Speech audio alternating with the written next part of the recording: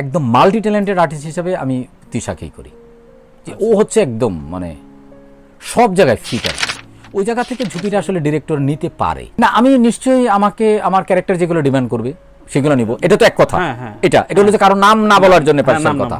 আমি নিশ্চয়ই আমি পপুলার আর্টিস্টে নিব, যারা ভালো করছে আমি তাদেরকে নিব।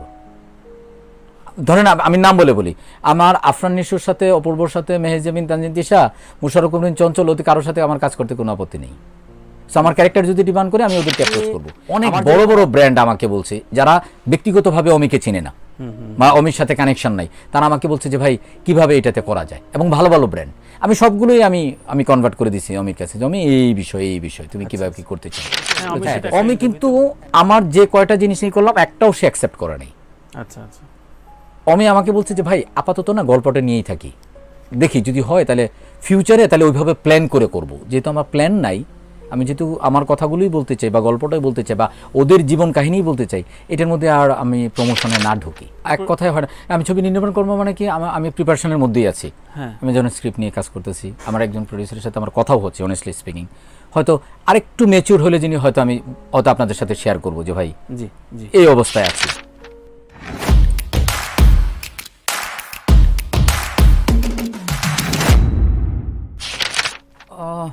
অ্যাপ্রিসিয়েটটাই আসলে করে, কারণ হলো আমরা তো আসলে ওই জায়গাটা অনেস্ট না, তো মানে ওই নেগেটিভ জায়গাগুলো বলে না। কৃপন মানে আমার কাছে যে অ্যাপ্রিসিয়েশনটা আসে এটা পজিটিভলি আসে। আমার কাছের লোকজনই যারা আছে ওরা করে, কিন্তু আরো মানুষ আছে যারা করতে চায় না বা যে জিনিসটা করা উচিত নেগেটিভ দিকটা বলে না ওই জায়গায়। আচ্ছা, মানে পরামর্শের জায়গা থেকে পরামর্শ হয়তো বলে না, মানে হয়তো বলে না, বললে ভালো হইতো, মানে সে অনেস্ট থাকতে পারতো। এটা তো প্রতিদিন মানে আপনি যদি আমার পোস্টগুলো দেখেন, ধরুন আমি একটা ইমোশনাল পোস্ট দিলাম, হ্যাঁ, যে কাউকে ইঙ্গিত করে বা কোনো একটা বিষয়, আমার একটা ফিলিংস আমি শেয়ার করবো না, এই জন্যই তো ফেসবুক। তো এইটার জায়গায়, ওই ইমোশনাল পোস্টের জায়গায় এমন সব সিজন 4 টাকাটা কবে দিবেন, কত টাকা নিছেন, আপনি একটা চোর, আপনি একটা বাটপার, আপনি ময়মনসিংহের আপনি মান সম্মান নষ্ট করছেন, নানান কিছু এমনও জায়গায় গেছে যে আমি পোস্ট আবার ডিলিট করে দিছি, যে থাক। আর এখন আমি ইগনোর করি, যেটা বলবেই রিস্ক ফিল না, মানে ভাবি এই জিনিসটাকে কখনোই আলাদাভাবে দেখে নেই আর কি। মানে আহামরিও কিছু না, আর এটা না, মানে ভাবি, মানে ধরেন আমি একটা কথা অনেক আগে বলছিলাম যে আপনি আমাকে যতটা সস্তা ভাবেন আমি ততটাই আমার নিজেকে দামি ভাবি। মানে বিষয়টা হলো এরকম যে ভাবির দিকটা হলো যে ওর তো আমার প্রতি এক ধরনের মূল্যায়ন আছে,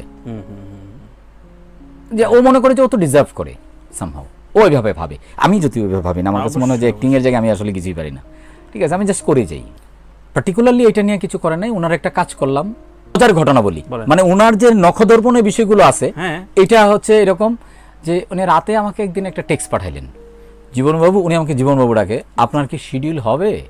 আচ্ছা, আমি ভাবলাম যে মজা মনে হয় কোনো কিছু। তো পরের দিন আমি দুপুরের পরে ওনাকে ফোন করলাম, যে আমি জানি যে উনি রাত জাগে হয়তো বেলা করে ঘুমাইছে।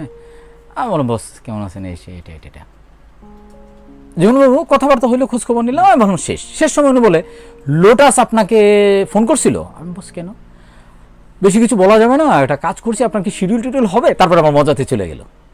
তো এতে বোঝা যায় উনি কিছুটা খোঁজ খবর রাখেন আর কি, মজা করে হোক কিন্তু খোঁজ খবর রাখেন। ওনার একটা কাজ করলাম যে আমাদের পজিটিভ থাকতে হবে, যে আমরা এক ধরনের, মানে এইটাই আমাদের রিয়ালিটি। ওনারও মাইন্ড এইটাই। তো একদমই কোনো বৈঠক হয় নাই। মানে আমি যদি জানতাম আমি অনেস্টলি বলতাম, জি আমি জানি না, নিষেধ নাই। তবে না, আমার নিষেধ থাকার তো কোনো নাই, কারণ আমি তো নিশ্চয়ই আমার কথাই বলবো অথবা ওর কথা কোট দিয়ে বলবো, সো নিষেধ থাকে না, আমি জানি না এটা। তবে নির্মাতা হিসাবে তো বা দর্শক হিসাবে তো আমি কিছু জিনিস বুঝি, সহজ জিনিস, যে যেমন ধরেন ও বোরহান যে ক্যারেক্টারটা যে পালায় চলে গেল, এই ক্যারেক্টারটা কিন্তু রিপিট করার দরকার নাই। এটা আমি দর্শকদের উদ্দেশ্যে আমি বলতেছি, এটা একটা ক্লু হইতে পারে। তো বোরহান কিন্তু আবার রিপিটেড লাস্ট সিনে, তার মানে বোঝা যায় যে সামথিং ইজ কামিং, লাইক যে এটা, হ্যাঁ, তো এটা একটা জিনিস আচ্ছা হইতে পারে আর কি, আমার মনে হয়। এবং আরেকটা বড় যে জিনিসটা হচ্ছে, মানে যদি এটা শেষই হয়ে যেত তাহলে কিন্তু রোকেয়া কিন্তু একটা বড়, মানে বড় একটা তার ক্লিপ হ্যাঙ্গার আর কি, বড় একটা অ্যাসেটই বলা যায়। সেটা তো মানে ওই রোকেয়াকে কিন্তু এখনো কিন্তু সে আনফোল্ড করে নাই। আসলে ওইভাবেই ডিজাইনটা করছে, আচ্ছা আচ্ছা যে এইভাবেই ডিজাইনটা করছে যে একটা ইমোশনাল এটা জায়গা। মানে এইটা হয় কি যে মানে সামহাউ সিজন 3 মানে এমনও সিচুয়েশন হইতে পারে ও নাও করতে পারে, তার মানে অডিয়েন্সের যেন একটা ইসে থাকে আর কি। না, এটা ব্যানারটাকে ছোট করে দেখার কিন্তু আসলে কোনো সুযোগও নাই বস। মানে যারা সমালোচনা করে, সমালোচকরা তো সমালোচনা করবেই, এটা আপনি আগেই বলছিলেন যে এটা, কিন্তু ওর কিন্তু প্রাপ্তির জায়গাও কিন্তু ব্যাচেলর পয়েন্টে আসলে কম না। অবশ্যই প্রচুর অডিয়েন্স তৈরি হয়েছে, এটা নিয়ে প্রচুর জিনিস করতে পারতো।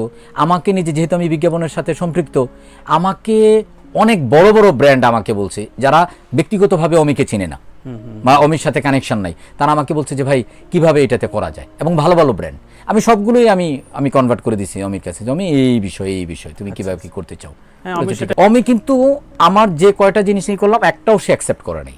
আচ্ছা আচ্ছা অমি আমাকে বলছে যে ভাই আপাতত না গল্পটা নিয়েই থাকি, দেখি যদি হয় তাহলে ফিউচারে তাহলে ওইভাবে প্ল্যান করে করব। যেহেতু আমার প্ল্যান নাই, আমি যেহেতু আমার কথাগুলোই বলতে চাই বা গল্পটাই বলতে চাই বা ওদের জীবন কাহিনীই বলতে চাই, এটার মধ্যে আর আমি প্রমোশনে না ঢুকি। এক কথায় হয় না, আমি ছবি নির্মাণ করবো মানে কি, আমি প্রিপারেশনের মধ্যেই আছি। হ্যাঁ আমি যখন স্ক্রিপ্ট নিয়ে কাজ করতেছি, আমার একজন প্রডিউসারের সাথে আমার কথাও হচ্ছে, অনেস্টলি স্পিকিং, হয়তো আরেকটু ম্যাচিউর হলে যিনি হয়তো আমি হয়তো আপনাদের সাথে শেয়ার করবো যে ভাই জি জি এই অবস্থায় আছি। ওই জায়গা থেকে আসলে লগ্নিকারকদের আসলে ইনভেস্টরদের আসলে একটা বড় ভূমিকা তাই কি? আছে, বড় ভূমিকা আমি বলছি, এটাই শেষ কথা না আমার।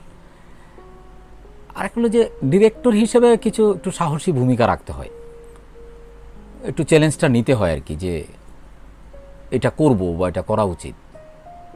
আচ্ছা কিন্তু যদি দায়ভার কাউকে দেন, তাহলে আসলে যেহেতু আমাদের ইন্ডাস্ট্রিটা ওইভাবে গড়ে ওঠে নাই, মানে একসময় হয়তো অনেক কিছু ছিল, ওই একসময় অনেক কিছু ছিল দিয়ে তো আর মানে এই কথা দিয়ে তো আর চিরা ভিজবে না। মানে পানি চিরা ভিজানোর জন্য পানি, দুধ অথবা দই দিতেই হবে। সো এই ভূমিকাটা আসলে দেওয়ার ভূমিকাটা আসলে নিতে হবে ডিরেক্টরকেই, আমার মনে হয়। এটা একদমই আমার পার্সোনাল কথা আর কি। অবশ্যই ডিরেক্টরকে, হ্যাঁ, ডিরেক্টরকে নিতে হবে সেটা। এখন শুধু ব্যর্থতাটাও ডিরেক্টরকে নিতে হবে, এবং শুধু একটা কাজ করলে হবে না। মানে ধরেন একটা কাজ বলতে কি বলছে, যে আমি একটা প্রডিউসার পাইলাম, একটা ছবি বানায় ফেললাম, এই পর্যন্ত হইলে হবে না। না, ছবিটা বানাইতে হবে এবং ছবিটা মার্কেটিং করতে হবে। আমি ওই অর্থে আমি বলতেছি আর কি। মানে আমি এই জন্য রনিকে দোষারোপ করি, আমি এই জন্য রাজকে দোষারোপ করি, কারণ ওরা দুইজন যে জায়গায় আছে, মানে রনি আসলে চাইলে কন্টিনিউয়াসলি ছবি বানাইতে পারতো, ডেফিনেটলি, ঠিক আছে। রাজ চাইলে আরো ফ্লুয়েন্টলি ছবি বানাইতে পারে, মানে ও ইউটিউবের জন্য বা টেলিভিশনের জন্য কন্টেন্ট বানাচ্ছে, এটা রিস্ক ফিল, ঝুঁকি না, ওদের তো প্ল্যাটফর্মটা ছিল। আমার জন্য না হয় রিস্ক, মানে আমি যেহেতু অনেক ছবি বানাই নাই, আমার তো প্রবলেম কিছু না, আমি তো খালি চাপাবাজি করতেছি, কিন্তু ওরা তো ছবি বানাইছে, সেটা যেরকমই হোক, যতজন অডিয়েন্সই দেখুক, ওর নিজের তো, ওদের নিজের তো একটা কনফিডেন্স তৈরি হয়েছে যে আমার কি করা উচিত, কি উচিত না, আমি কতটুকু পারবো বা পারবো না, বা কিভাবে করা উচিত। ওই জায়গা থেকে ঝুঁকিটা আসলে ডিরেক্টর নিতে পারে না। আমি নিশ্চয়ই আমাকে আমার ক্যারেক্টার যেগুলো ডিমান্ড করবে সেগুলো নিব, এটা তো এক কথা। এটা হলো যে কারো নাম না বলার জন্য পার্সোনাল কথা। আমি নিশ্চয়ই আমি পপুলার আর্টিস্টে নিব, যারা ভালো করছে আমি তাদেরকে নিব। ধরেন আমি নাম বলে বলি, আমার আফরান নিশুর সাথে, অপূর্বর সাথে, মেহেজাবিন, তানজিন তিশা, মুশাররফ করিম, চঞ্চল, অতি কারোর সাথে আমার কাজ করতে কোনো আপত্তি নেই। সো আমার ক্যারেক্টার যদি ডিমান্ড করে, আমি ওদেরকে অ্যাপ্রোচ করব। আমার যেরকম অ্যাপ্রোচ করার রাইট আছে, ওদেরও রাইট আছে। যে না, এটা খুব ডিফিকাল্ট, যে কারণ আমি তো কনসেপ্টই জানি না। মানে চারজনের নাম এখন আমি বলতে পারি যে তাদেরকে খুশি করার জন্য, না মাইন্ড করবে, এটা খুব ডিফিকাল্ট। আমার পছন্দের অভিনেতা মোশাররফ করিম, হ্যাঁ আমি এটা বলে দিলাম আর কি, এটাতে আপনি একটা হিন্টস পাবেন আর কি। বুঝছি, খুব ঝামেলা না, এটা ঝামেলা মানে কি, এখন যেটা ঈর্ষা করার মতো কাজ আসলে, মানে ঝামেলাটা হলো ওই জায়গায় যে আমি আসলে কি আদৌ ঈর্ষা করি বা ওইরকম কাউকে আমি পাই, এইটা একটা বিষয়।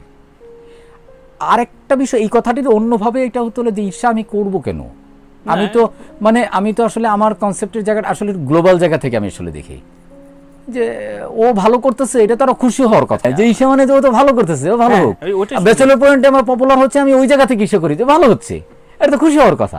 মানে ধরুন বিজ্ঞাপনে আমি জেলাসি করে ধরুন আদনানকে, সব কাজ খালি ওর কাছে যায় কেন, ধরেন এটা। আচ্ছা আচ্ছা, এটা একটা ভালো বললেন যে ওইটা মানে এই যেহেতু আদনানের সাথে আমার খুবই ভালো সম্পর্ক, মানে ওই জায়গাতে বলি যে এই তো ওয়ান অ্যান্ড অনলি জয়াপা। আমার আরেকজন পছন্দের আর্টিস্ট আছে, ভয়াবহ পছন্দের আর্টিস্ট, সেটা হলো অপি করিম। কারণ আমার যখন শুরুটা হয়েছিল সরোয়ার ভাইয়ের সাথে, তখন আমি অপি করিমকে পাইছি। আচ্ছা। এবং আমাদেরকে উনি দেখতেন একদম ছোট ভাই সন্তানদের মতো করি, ঠিক আছে, অপি আপা। সো এইটা। আর একদম মাল্টি ট্যালেন্টেড আর্টিস্ট হিসাবে আমি তিশাকেই করি, যে ও হচ্ছে একদম মানে সব জায়গায় ফিট আর কি।